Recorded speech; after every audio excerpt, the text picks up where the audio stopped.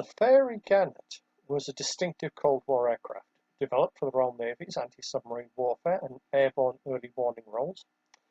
With its unusual double-folding wings and contra-rotating propellers, it was a practical, if rather distinctive solution to the challenges of carrier-based aviation. Let's have a closer look at one.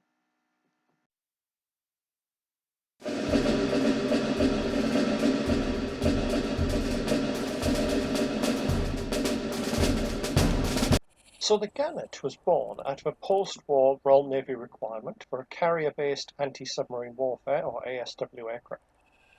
With the rise of Soviet submarines in the late 1940s, the Royal Navy felt that as part of the defence programme it needed a good ASW platform which would stop any repeat of the U-boat crisis of the Second World War.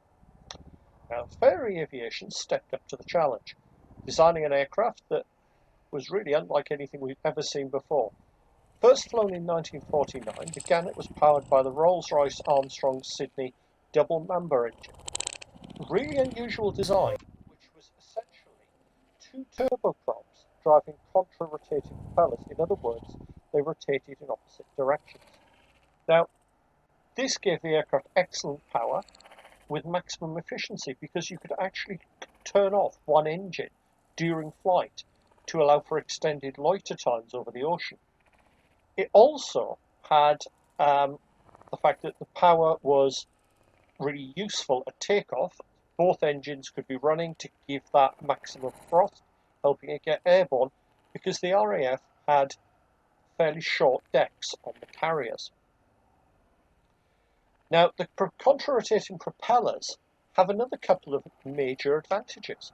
They eliminated torque effects, where the aircraft tends to pull to one side, and give excellent handling actually on the carrier deck. Now, it wasn't the first aircraft to use contra-rotating propellers. It had been experimented with since the early 20th century, with the Heinkel HE-177 Zwilling, the Focke-Wulf FW-190 V1, the Martin Baker MB5, and the Douglas XTB 2D Sky Pirate, all testing or using contra-rotating propellers. And in fact, it is still in use today.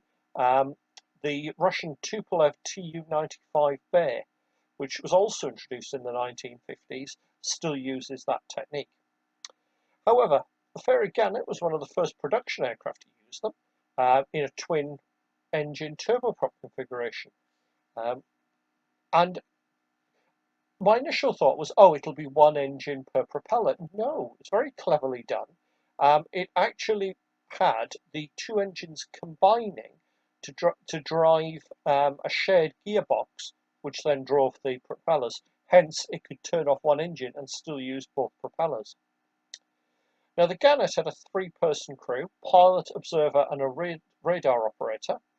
The aircraft was equipped with sonar buoys, radar, and a bomb bay that could hold depth charges, torpedoes, or even nuclear depth charges.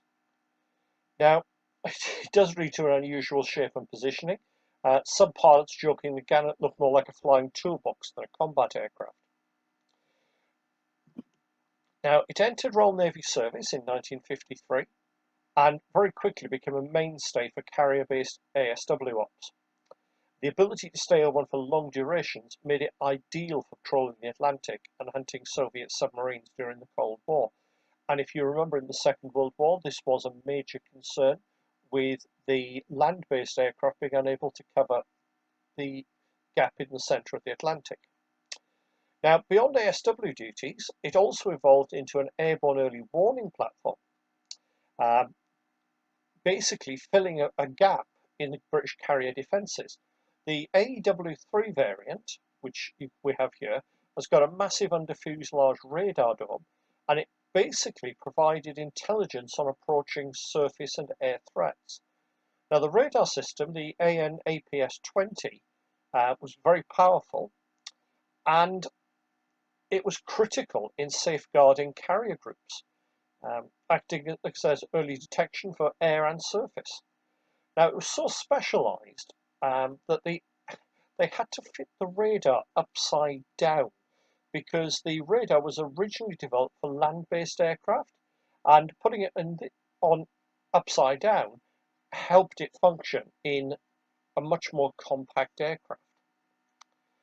Now, by the 1960s, there were newer jet-powered ASW aircraft and helicopters coming in, but it remained in service until 1978.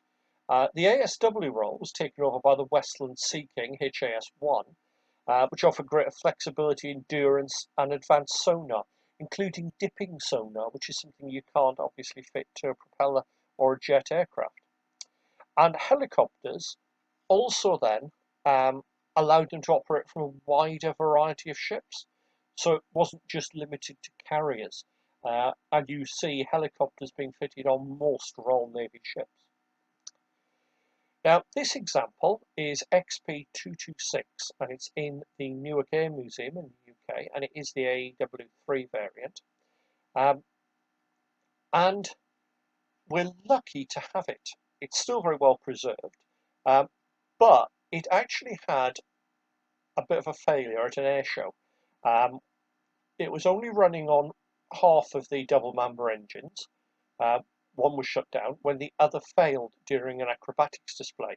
There was a loss of power, and the aircraft pancaked onto the ground, resulting in a rough but survivable landing before it was rebuilt.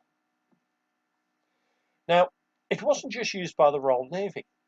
The German Navy also operated the Gannet for maritime patrol and electronic warfare, extending its life well into the 1980s.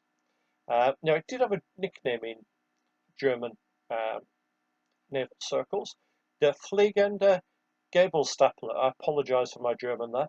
The flying forklift, because of the unusual appearance and rugged design, and it was given that as an affectionate nickname. It was also used by Indonesia for naval surveillance, so it could operate from land as well. So the Gannet was a key part of Cold War naval aviation for the Royal Navy, with both anti-submarine and airborne early warning capabilities. And although it was eventually replaced, it was a very innovative design for the time, and it is a fascinating aircraft to look at. I hope you found that interesting. If you have, please like and subscribe and see more videos.